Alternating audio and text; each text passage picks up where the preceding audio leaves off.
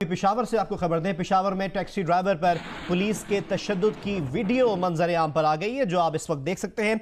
Peshawar city patrolling force के एहलकार हैं जो खैबर रोड पर टैक्सी ड्राइवर को तशद्दुद का निशाना बना रहे हैं और इस वीडियो में वाज़े तौर पर यह देखा जा सकता है कि टैक्सी ड्राइवर को पहले गाड़ी में ज़दुकोब किया गया, फिर बालों से खींचकर टैक्सी से निकाला गया और तशद्दुद किया गया। इसी मुतालिक मजीद जानते हैं नुमाइंदा जियो न्यूज़ आदिल परवेज से। आदिल, बताइएगा क्या तफसीलात हैं आपके पास इस वाक़े के बारे में?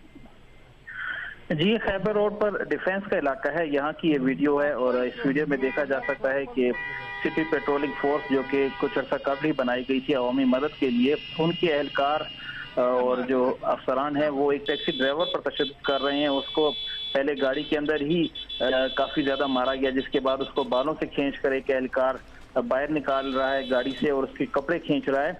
तो वजह ये बताई गई है कि टैक्सी वाले की एक गाड़ी वाले से तरकरामी हुई थी, जिसके बाद पुलिस बीच में आई और उसने सरेआम इस टैक्सी ड्राइवर को तशद्दुद का निशाना बनाया।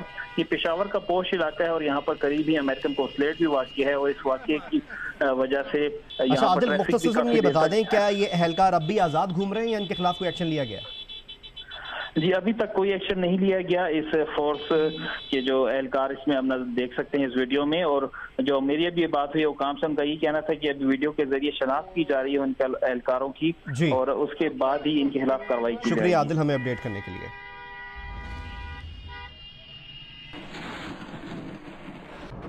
अब आपको बताएं कि पंजाब की मुख्तलिफ शहरों में आंधी तूफान तेज बारिश ने तबाही मचा दी है। मुख्तलिफ हादसात में 13 अफराद जान बहक जबकि 100 से ज्यादा जख्मी भी हो गए। सबसे ज्यादा तबाही बहावल नगर में तूफान ने मचाई। सबसे ज्यादा तबाही बहावल नगर में तूफान ने मचाई है, जहां साइन बोर्ड्स, मकान की छतें और दीवारें लोगों पर आ गिरी हैं। बहावल नगर में 6 अफराद जान बहक हुए हैं और 60 से ज्यादा अफराद जख्मी भी हो गए हैं। डिस्ट्रिक्ट हेडक्वार्टर अस्पताल में इमरजेंसी नाफिज कर दी गई है। इसके अलावा मरी और गिरदोनवा में भी मूसलाधार बारिश और यालाबारी से मौसम खुनक हो गया है। आंधी और तूफान, पंजाब के शहरों में तूफानी बारिश, गर्द आलूद हवाओं और तेज बारिश ने हर तरफ हलचल मचा दी। बहावल नगर में आने वाले तूफान ने मुख्तलिफ इलाकों में कहीं साइन बोर्ड्स, कहीं मकानात की छतें तो कहीं दीवारें लोगों पर आन गिरी। इन हादसों में 10 साला बच्ची और 2 बुजुर्गों समेत 6 अफराद जाँ बहक और 10 बच्चों और 5 खवातीन समेत 60 से ज्यादा अफराद जख्मी हुए। चीचावतनी में तूफानी आंधी और बारिश के दौरान मुख्तलिफ वाकयात में 2 बच्चियों समेत 3 अफराद जाँ बहक और 22 जख्मी हुए। फैसलाबाद में मूसलाधार बारिश के बायस मकान की छत गिरने से खातून जाँ बहक और 1 शख्स जख्मी हो गया। मुल्तान में तेज बारिश के दौरान करंट लगने से 1 शख्स जाँ बहक और आंधी और तेज बारिश के बायस घर और मदरसे की छतें गिरने समेत दीगर हादसात में 9 अफराद जख्मी हुए। राजनपुर में बारिश के दौरान करंट लगने से बाप बेटा जाँ बहक हो गए। लोधरा में कच्चे मकानों की छतें गिरने से 7 अफराद जख्मी हुए। मरी में बारिश और यालाबारी से मौसम में खुनकी पैदा हो गई। भक्कर में रेत की तूफान ने कई किलोमीटर तवील दीवार खड़ी कर दी। शहर धूल मिट्टी से हट गया, दिन में अंधेरा छा गया। आहिस्ता आहिस्ता आबादी की तरफ बढ़ते इस तूफान के मनाजिर को कैमरे की आंख ने कैद कर लिया। भक्कर शहर और गिरदोनवा में गुज़िश्ता रोज मिट्टी और रेत से भरी ऐसी तूफानी हवाएं चली कि दिन में ही अंधेरा छा गया। शहर और गिरदोनवा में मिट्टी का तूफान 1 घंटे से ज्यादा देर तक जारी रहा, जिससे घर, दुकानें, बाजार मिट्टी से अट गए। तूफान की वजह से कई घरों की दीवारें गिर गई, साइन बोर्ड और दरख्त उखड़ गए, जबकि तारें और पोल गिरने की वजह से बिजली की फरहमी 4 घंटे से ज्यादा अरसे तक मुअत्तल रही। ताहम किसी जानी नुकसान या जख्मी होने की इत्तला नहीं मिली। बाद में होने वाली बारिश ने मौसम को खुशगवार बना दिया। इसके अलावा सिंध के मैदानी इलाकों में शदीद गर्मी है। दादू की बात की जाए तो दादू में चिलचिलाती गर्मी है, पारा 42 डिग्री सेंटीग्रेड को छू रहा है। इसके अलावा नवाबशाह में दर्जा हरारत 40 डिग्री सेंटीग्रेड रिकॉर्ड किया गया है। सक्कर और रहीम यार खान में दर्जा हरारत 39 डिग्री सेंटीग्रेड रिकॉर्ड किया गया, जबकि लाड़काना हैदराबाद मिठी में पारा 38 डिग्री पर है। पंजगोर, तुर्बत, खानपुर में दर्जा हरारत 37 डिग्री सेंटीग्रेड पर है। कराची और गवादर में 35 डिग्री सेंटीग्रेड, जबकि लाहौर और पेशावर में 33 डिग्री सेंटीग्रेड रिकॉर्ड किया गया।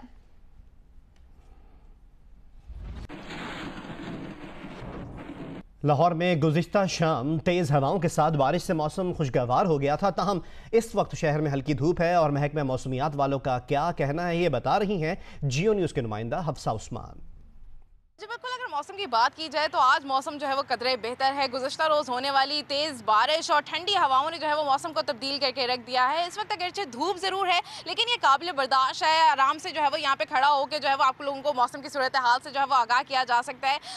महकमा मौसमियात से हमारी बात हुई, उनका भी यही कहना था कि आइंदा 36 से 48 घंटों के दरमियान जो है वो लाहौर के मुख्तलिफ इलाकों में हल्की बारिश होने का इम्कान है। मौसम एक बार फिर जो है वो खुशगवार हो जाएगा। इस वक्त जो दर्जा हरारत है वो 32 डिग्री सेंटीग्रेड तक जो है वो रिकॉर्ड किया गया है, जो ज्यादा से ज्यादा 36 डिग्री सेंटीग्रेड तक जा सकता है। जी, लाहौर में गंदे अंडों से पाउडर बनाने के एक प्रोसेसिंग प्लांट पर छापा मारा गया था। अब अपडेट ये हैं कि फूड अथॉरिटी इसकी तहकीकात कर रही है, जिसमें ये बात सामने आई है कि कई मारूफ कंपनियां भी गंदे अंडों की खरीदार निकली हैं।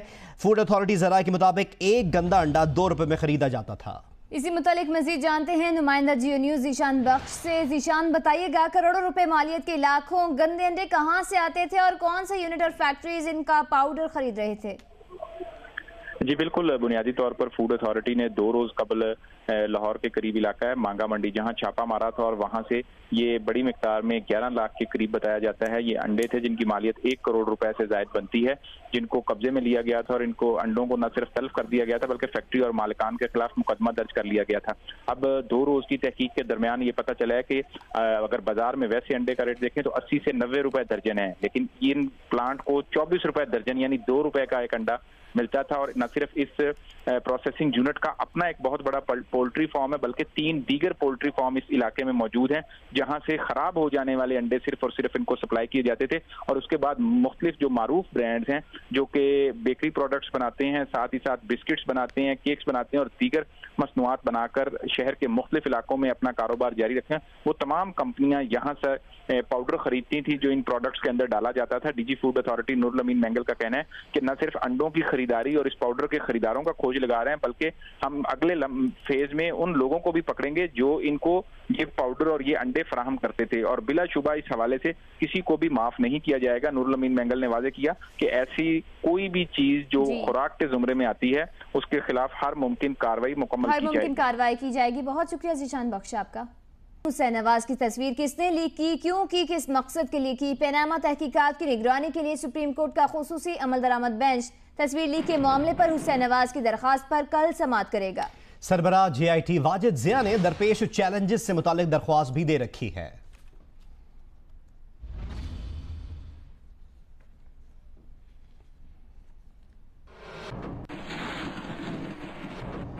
अवामी तहरीक के सरबराह डॉक्टर ताहिरुल कादरी का कहना है कि पैनामा केस की तहकीकात करने वाली JIT से खैर की तवक्को नहीं है। JIT नून लीग का इलेक्शन सेल है, इसके जरिए नून लीग का आइंदा आम इंतखाबात का नारा और मंशूर तैयार किया जा रहा है। इनकी लाहौर आमद के हवाले से ज़ीशान बख्श की ये रिपोर्ट देखते हैं।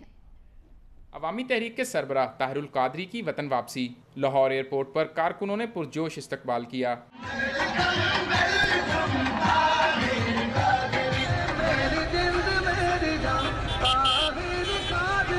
मीडिया से गुफ्तगू में ताहिरुल कादरी का कहना था कि हुसैन नवाज को कुर्सी पर बिठाकर तस्वीर इसलिए बनाई गई ताकि जुल्म का तासुर दिया जा सके। उनको कुर्सी मेज रख के दिया गया, एक खास स्टाइल के साथ बैठाया गया, उनके अपने सेल ने फोटो बनाए और फिर खुद अपने लोगों को तबसरों पर तैयार करके मुतय्यन किया हुआ था ताकि ये तासुर दिया जाए झूठा कि JIT तो को बड़ी बेरहमी के तरीके से डील कर रही है। ये सारा एक ड्रामा है। ताहिरुल कादरी ने कहा कि गो नवाज गो का नारा मुल्क की सालमियत की अलामत है। कौम को सिंगल पॉइंट एजेंडे पर जमा करने की जरूरत है। जो जुल्म और जबर और करप्शन की इंतहा के खिलाफ हैं, वो सिंगल पॉइंट एजेंडे पर इकट्ठे हों और सिंगल पॉइंट एजेंडा इनको इकट्ठा करने पर जो भी रोल मैं प्ले कर सकता हूँ इंशाअल्लाह ताला मैं प्ले करूँ। ताहिरुल कादरी ने एक बार फिर सानिया मॉडल टाउन केस के मुल्जिमों को सजा देने और जस्टिस बाकिर नजफी की रिपोर्ट को मंजर आम पर लाने का मुतालबा किया। जस्टिस बाकिर नजफी कमीशन रिपोर्ट का हमारा केस पिछले 2 साल या 1.5 साल से ज्यादा अरसे से हाई कोर्ट में पड़ा है। पहले बेंच टूटते रहे, बेंच बनते रहे, बेंच बने, फिर तारीख नहीं आई। ताहिरुल कादरी को एयरपोर्ट से जुलूस की शक्ल में मॉडल टाउन में वाक़या उनकी रिहाइशगाह तक पहुंचाया गया। कैमरामैन यार अदनान और मोहम्मद रेहान के साथ ज़ीशान बख्श, जियो न्यूज़, लाहौर। खुजदार में बिजली की बंदिश के खिलाफ लोगों ने एहतजाज किया और बागबाना के मकाम पर कोयटा कराची कौमी शाहराह को कुछ घंटों के लिए ब्लॉक कर दिया, जिसकी वजह से दोनों अतराफ गाड़ियों की लंबी कतारें लग गईं। खुजदार में बिजली की बंदिश के खिलाफ एहतजाज के बाद दोनों अतराफ से मुसाफिर और माल बरदार गाड़ियों की बड़ी कतारें लग गईं। शदीद गर्मी और रोजे के बायस मुसाफिरों को परेशानी का सामना करना पड़ा। मुजाहिरीन का कहना था कि वो बाकायदगी से बिल देते हैं, फिर भी एक हफ्ते से बिजली बंद है। कैस्को हुक्काम का कहना है कि बिलों की अदायगी में कोताही की जा रही है, जिसकी वजह से मजबूरन बिजली की फराहमी मुअत्तल करना पड़ती है।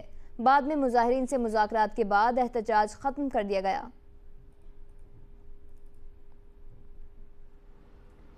रमज़ानुल मुबारक जैसे जैसे आगे बढ़ रहा है, गर्मी का जोर कम और ईद की खरीदारी का जोर बढ़ रहा है।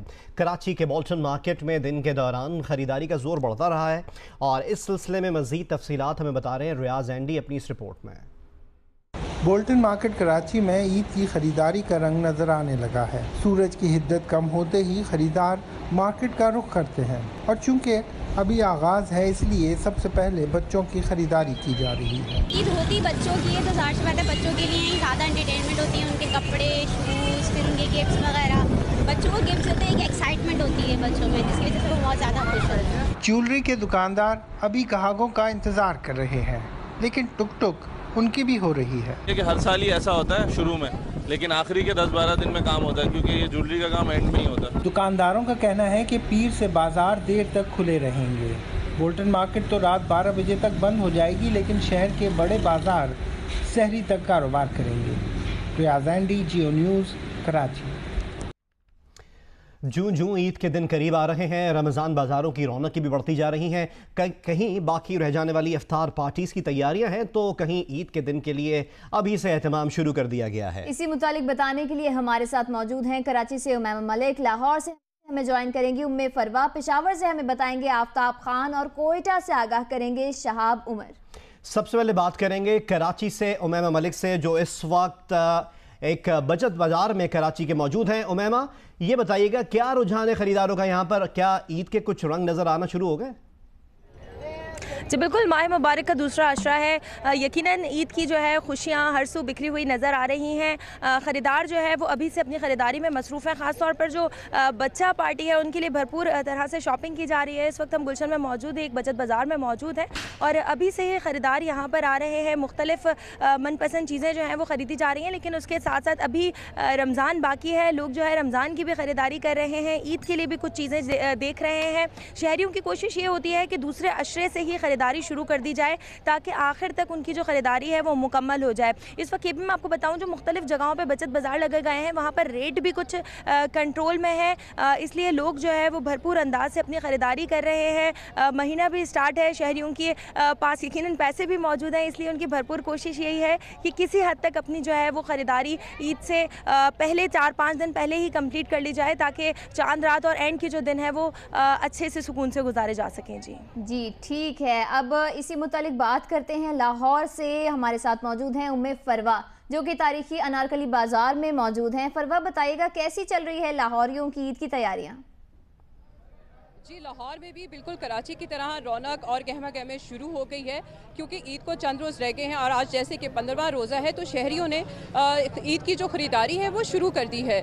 यहाँ हम देखते थे यानी 15वें रोज़े से पहले जो है इतवार के रोज़ रमज़ान बाज़ारों में जाकर लोग फल और सब्जियों की ख़रीदारी करते थे, लेकिन अब बाकायदा तौर पर जो है ईद की तैयारियाँ शुरू हो गई हैं और इस ईद की तैयारी का जो आगाज़ हुआ है वो बच्चों की शॉपिंग से हुआ है, क्योंकि कहा जाता है कि ईद जो है वो हकीकत में बच्चों की ही होती है। तो यही बात है, लाहौर में हमने देखा है बाज़ारों के अंदर वो बच्चों की ख़रीदारी शुरू हो गई है। बच्चे जो है अपनी पसंद की चीज़ें बता रहे हैं, अपने पसंद के कलर्स बता रहे हैं और उनके मुताबिक, उनकी पसंद के मुताबिक कपड़े भी ख़रीदे जा रहे हैं, जूते भी ख़रीदे जा रहे हैं। और आज चूँकि इतवार भी है तो इतवार होने का भरपूर फ़ायदा उठाते हुए हम देख रहे हैं कि यहाँ पर फैमिलीज़ जो हैं वो अपने बच्चों के साथ आई हुई हैं अपनी, और उनकी मनपसंद और ईद की शॉपिंग जो है भरपूर तरीके से हो रही है। दूसरा ये भी है कि चंद दिनों के बाद जो है 22 जून तक जो है सरकारी मुलाजमीन को तनख्वाहें भी मिल जाएंगी, तो उस सूरत में यह है कि यहाँ पर जो बाज़ारों के अंदर ईद की रौनकें जो हैं वो मज़ीद दोबाला हो जाएंगी। जी चलें जी, कराची और लाहौर में तो ईद के रंग नज़र आना शुरू हो गए। रुख करते हैं पेशावर का, जहाँ से मैं ज्वाइन कर रहे हैं आफ्ताब अहमद, जो ईद की ख़रीदारी से मुतालिक हमें आगाह करेंगे।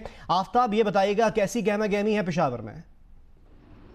जी बिल्कुल, इस वक्त मैं मौजूद हूँ पेशावर के एक इतवार बाज़ार में। यहाँ पे अमूमन लोग ग्रॉसरी ख़रीदने आते हैं। जो सौदा सेल्फ है, रमज़ान का महीना है, रमज़ान की शॉपिंग के साथ साथ यहाँ पे हम देख रहे हैं कि ईद की तैयारी भी शुरू हो गई है। अमूमन चूँकि पेशावर में गर्मी ज़्यादा होती है और लोगों की कोशिश यही होती है कि ईद की ख़रीदारी जो नमाज होती है, इफ्तारी होती है, उसके बाद की जाए। और यही होता है कि पेशावर के बाज़ार आबाद होते हैं शाम के बाद। लेकिन इतवार बाज़ार में जहाँ पे मैं मौजूद हूँ और देख रहा हूँ, यहाँ पे कुछ ख़वातीन ऐसे भी है जो कि पर्दे वगैरह यहाँ पे ख़रीद रही हैं। और इसकी बुनियादी वजह यह है कि क्योंकि ईद को अब यहाँ पे 15 या 14 दिन ही बाकी रह गए हैं, तो इसलिए तैयारी 1 या 2 दिन में तो नहीं होती। अपने घर को सजाने के लिए यहाँ पे डेकोरेशन पीसेस खरीदे जा रहे हैं, पर्दे खरीदे जा रहे हैं, जो कारपेट्स वगैरह की यहाँ पे स्टॉल्स लगे हैं, वहाँ से। अब हम बात करते हैं कोयटा में। हमारे साथ मौजूद हैं शहाब उमर। शहाब, बताइएगा, कोयटा वालों ने तैयारियां शुरू कर दी हैं या इफ्तारियां ही जारी हैं?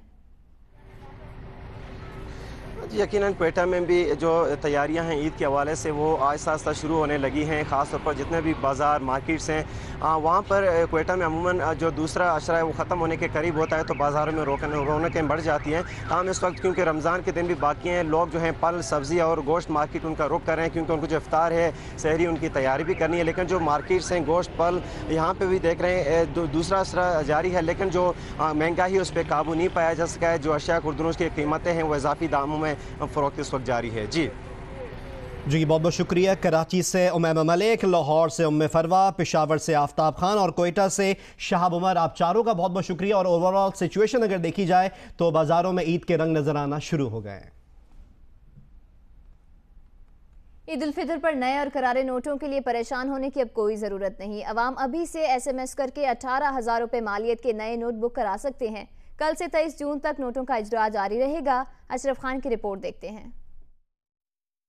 स्टेट बैंक ने रवां साल ईद पर नए नोट जदीद सहूलत के जरिए फराहम करने का ऐलान किया है। नए नोट हासिल करने के लिए 8877 पर SMS करना होगा।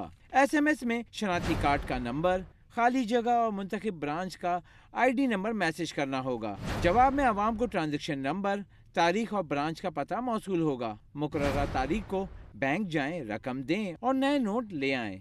एक शनाख्ती कार्ड से 10 रुपए के 3, 50 और 100 रुपए का एक पैकेट फराहम किया जाएगा। ये सहूलत मुल्क भर के बैंकों में दस्तयाब होगी।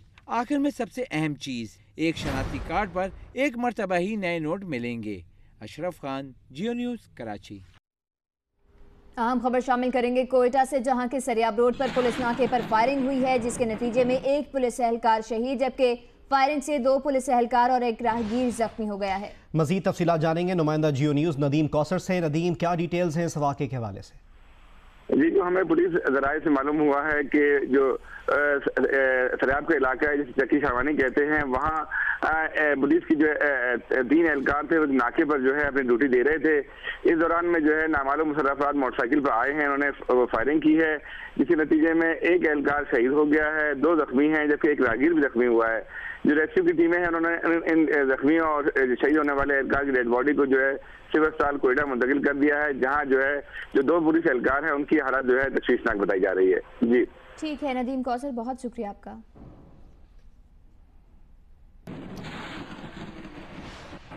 कराची के इलाके मलीर से लियारी गैंगवॉर के 3 मुल्जिमान धर लिए गए, जबकि रात गए रेंजर्स और पुलिस की भारी नफरी ने कराची सेंट्रल जेल के करीब किसी भी हंगामी सूरत हाल से निपटने के लिए मशक की। तफसीलात इस रिपोर्ट में दिखाते हैं आपको।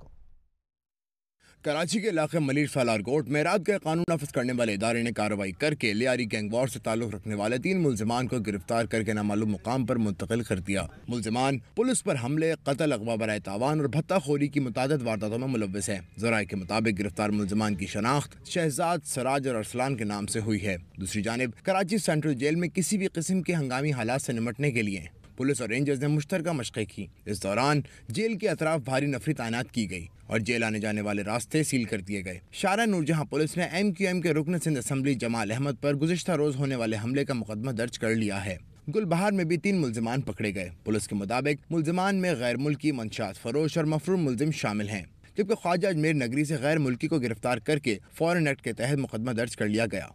जीशान शाह, जियो न्यूज़, कराची।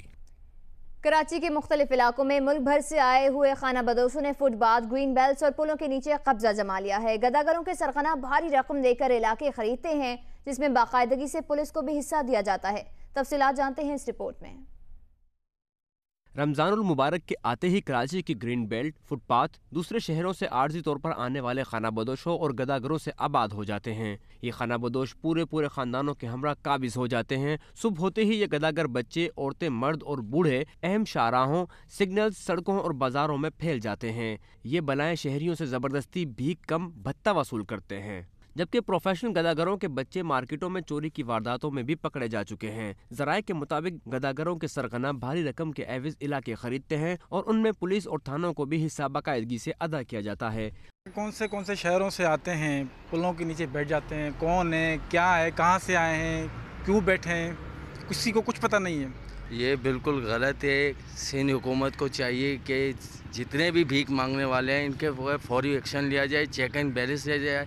सारे गदागर जितने भी हैं ये प्रोफेशनल हैं, ये वो नहीं है कि जिनकी मदद की जाए। माजी में इन पेशावर गदागरों के खिलाफ कार्रवाइयाँ होती रही हैं। शहरियों का कहना है कि इंतजामिया इनके खिलाफ कार्रवाई करे ताकि वो सुख का सांस ले सकें। कैमरामैन जावेद उमरानी के साथ कमराली मस्तोई, जियो न्यूज़, कराची।